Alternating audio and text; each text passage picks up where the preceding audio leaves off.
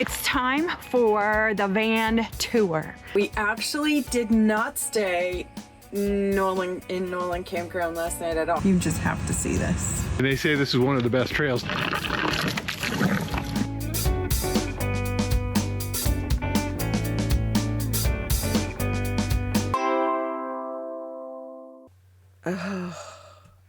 Morning. It's so dark in here. I don't know who thought that these short beds were a good idea. My freaking legs are dying. Mine too. I'm afraid to get up right now because I might hit my head. Kev, I just don't know if van life is for us. So we just found out that we actually did not stay in Nolan Campground last night at all. We were just in like some kind of parking lot on the side of 525. But what we did find, because we got up super early this morning and went and traveled down 525, is there are several dispersed campsites and campgrounds along 525. So you can just kind of get on that road. Tonight we're gonna stay. We're gonna hopefully get a spot. It looks like we should be able to at the Nolan Campground, where we can kind of show you the whole campground and what's to offer there. But if you are in Sedona, what I would suggest is that you just go down 525. And if you can't get in one of the campgrounds, there's those parking lots like what we stayed at. I just assumed when it said that it wasn't very private, that's what it meant. Well, that's actually more private than that. So now today we are going to head out super early this morning on one of the hikes that they said is super great in Sedona, and that's Boynton Canyon hike to the subway cave. So we are gonna go ahead and make some food and get ready to strap on the hiking shoes. The sun just came up and we can actually see what's behind us where we're parked to go hiking. You just have to see this.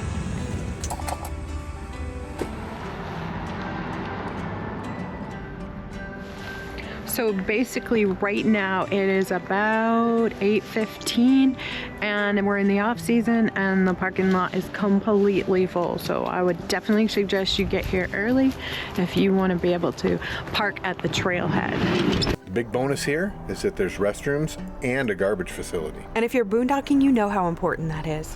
Okay, so we're on the Boynton Canyon Trail on the way to the Subway Canyon. No, Subway Cave. Subway Cave. And they say this is one of the best trails. Now, the pictures I've seen of that Subway Cave, I'm not sure how far I'll be going into that puppy, because that's kind of like dead man's drop-off right there. And we all... January though.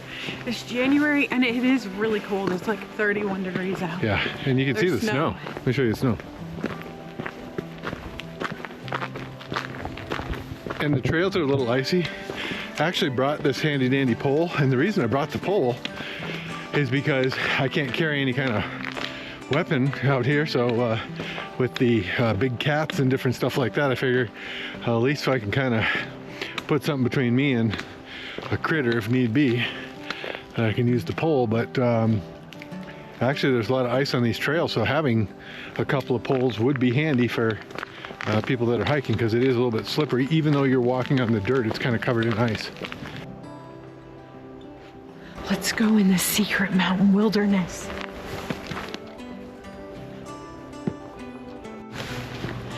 So on this trail, a little ways in, you're gonna come to a resort that you can see through the woods. Kind of the woods, I guess, but it looks like a pretty cool resort to stay at. I'm lonely,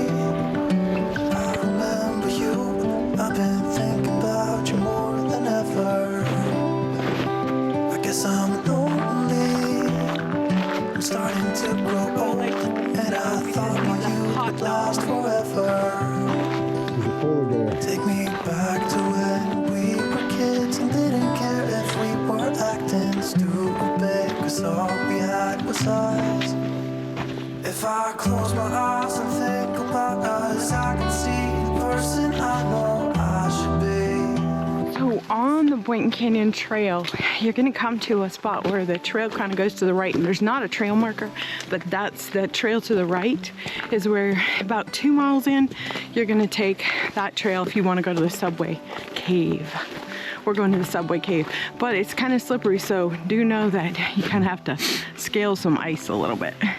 You know, when we came up on the trail, it gets kind of hilly, and I see this lady. She's just sliding down the hill pretty darn good on her butt, and I thought, well, she's got to be riding something.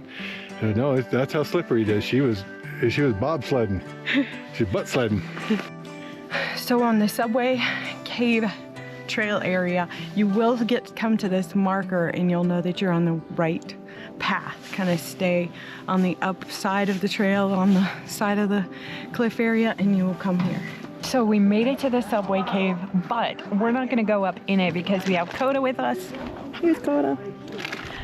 And it's kind of steep to get up in there, and I don't want...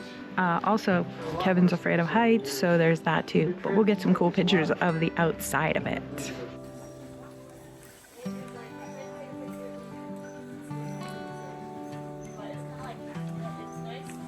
And in case you weren't going to follow the rules, there's a trail cam right here by the rock. So you better follow the rules. After heading to Subway Cave, we continued on the Boynton Canyon Trail. It's winter wonderland.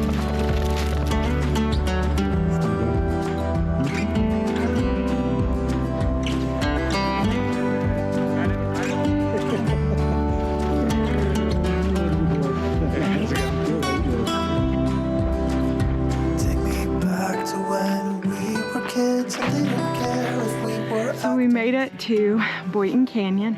It's a bit slippery because it's cold out here, but it's beautiful. Great hike. Yes. I highly recommend it. Definitely, especially in the wintertime. It's just like a winter wonderland in here. Beautiful. So one thing that we learned that is really important is make sure you're coming off of the trail before the thaw happens, which leaves you with a ton of mud and is really bad for your white golden doodle. So we're just trying to keep him in the snow as much as possible and out of the mud. And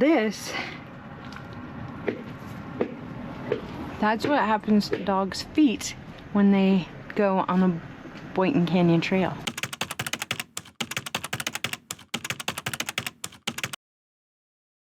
All right, so we found some water. It's a spigot.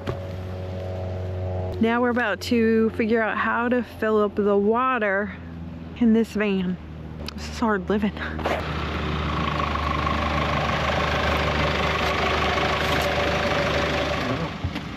It's not getting long enough. So you just have to like back up. I'll have to back up onto the dirt because I don't want to drive on the dirt and get hot. Their hose is just too short.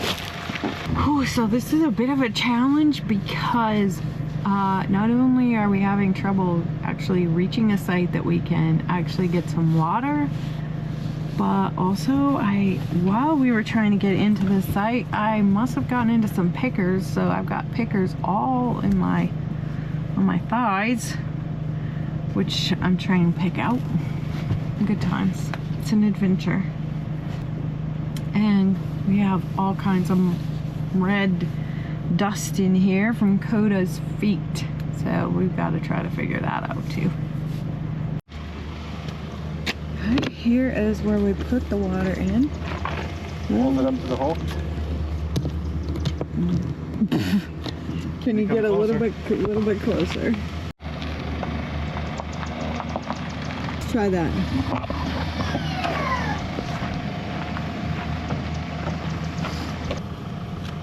Just make sure it'll reach. These pickers are driving my legs crazy. Yes, we'll reach this time. I can't turn it all the way on because it's going to start. If you'll hold it there. How do you know when it's full? Shoots out at you. Oh, great. I'm backing up. I don't want it to squirt out at me. Go in there and turn the water pump on.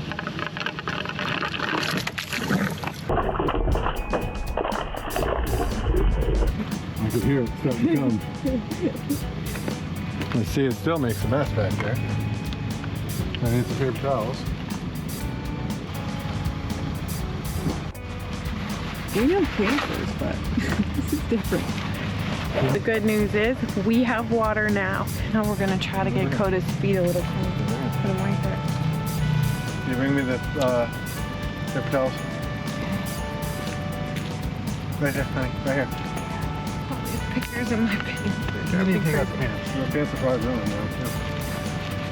Once you get pictures, it's almost impossible to zoom out.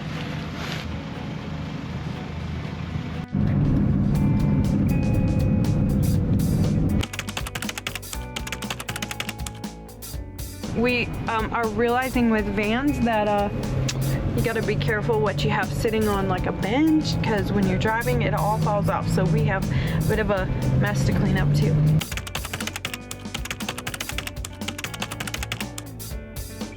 All right, so we're going to find our camp site for the night tonight, day 2. We're going to stay hopefully at Nolan Campground, which is off of, what's that?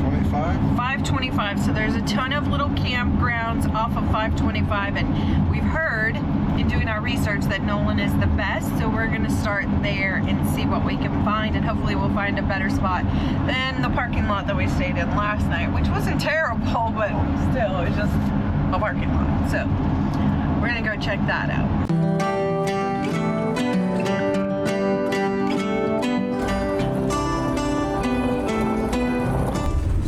Things with the van when you're going down these gravelly roads is there is quite a bit of rattling, and you know, I'm not even going 20 miles an hour. There's still a good bit of rattle going on.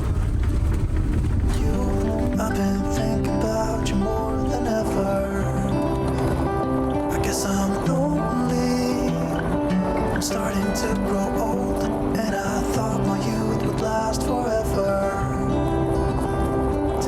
Back to when we were kids and didn't care if we were acting. When we arrived at Nolan Campground, we were blown away. The views of Red Rock were spectacular. Definitely some of the best campground views ever. It was pretty close to Boynton Canyon Road and the hike that we had been on earlier. It had a lot of privacy. It probably the most privacy of all the dispersed campsites, and definitely had a campground feel. I'm not sure that I would attempt trying to bring a large RV in, but I did see a couple of large campers. It's time for the van tour. So as you can see, we're gonna start with the outside. We just got the gray Mercedes van. It is not 4-wheel drive, which is what we would really want, but it is really nice. It's got the gray color that we like. So here's the outside. Let's just take a little tour of the outside.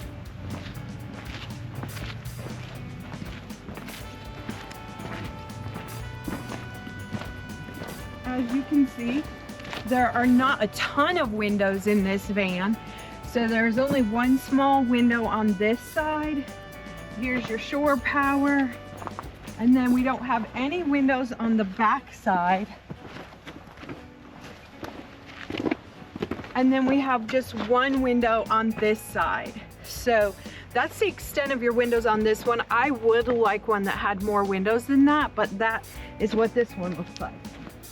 So let's go ahead and take a look at the top. There is a deck on the top. This is amazing. On the top, you can see we're on the top of the van right now, and there is a deck, and there's also solar, which is really cool. And this is so cool up here. And look at the view from up here. The view is phenomenal. I definitely like the deck situation. And this one has an air conditioner as well, and it is the 12-volt air conditioner, so it can work off of battery and recharge with the solar. So there's actually not only a deck on the top, and then of course you have your solar and your AC, but it's also a cargo rack as well. So this van has the cook station in the back. Underneath in this van, you have a garage area. You have your water, your solar, all of that. Right here, we have an outdoor shower. This is where you're gonna fill up your water, and it has a 30-gallon tank as well. We've got some chairs under here and a table, but this handy dandy pull out gives you a nice table.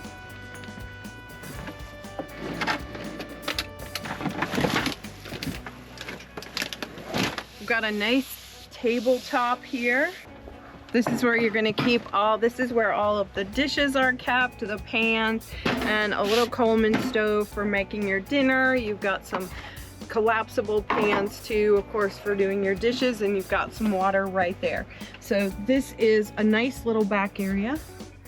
Okay, so here is the front of the van. We've got two very nice captain's chairs, and the seat on that even pulls out. Pulls out, gives you a little more comfort. Now these chairs are really cool because they swivel and become part of your living area. So there's a little table, a little dinette that is built in right into the wall.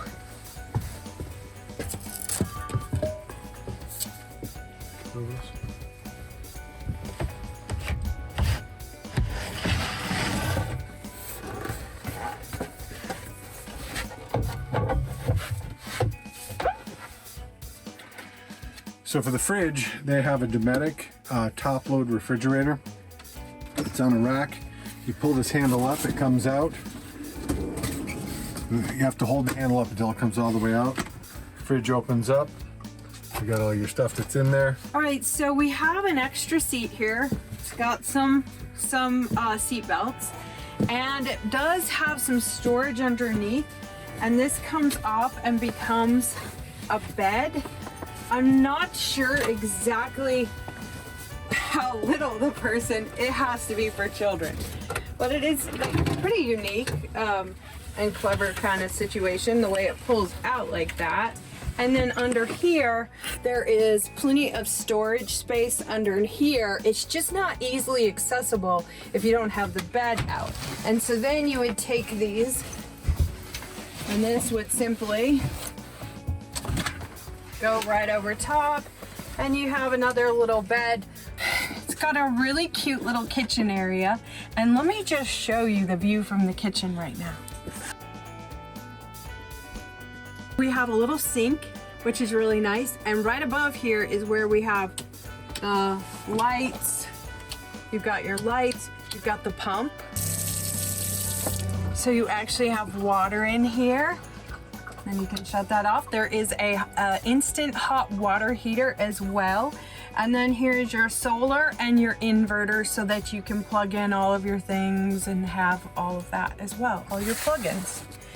And under the front seat up here, there is a diesel heater which keeps it nice and toasty warm. The diesel heater is controlled by that little black box right here. And you can actually set it for temperature right now for a certain number of hours, like 36 hours or whatever. But then you can also set it on a timer so that it will do the days of the week and what time you want it to come on, so you can program the whole thing. And then this one has a shower with a retractable door. Of course, the dry flush toilet is in there as well. And then the way they've got this one piped is it just drains out onto the ground. Last but not least is the bedroom area, which is fantastic. You can open the back, you can see outside. One thing is, it is not a standard length, so it does require you to curl just a little bit in the bed, which is can be a little challenging. And there are a couple of cabinets up top for you to put your clothes and your personal items in. Of course, you have a window with a screen on it. This also has a battery-powered 12-volt air conditioner, the Dometic, which is super exciting because you can run that after your batteries have charged with your solar. And it works really well as well. As we settle into our van life adventure, it's becoming apparent that our initial skepticism maybe was premature. The beauty of the journey lies not just in the destinations, but in the experiences along the way. Despite our reservations, we're discovering the allure of spontaneity and the freedom to explore. Maybe life's greatest treasures are found in the willingness to step outside our comfort zones, to embrace the unknown, and to allow ourselves to be pleasantly surprised.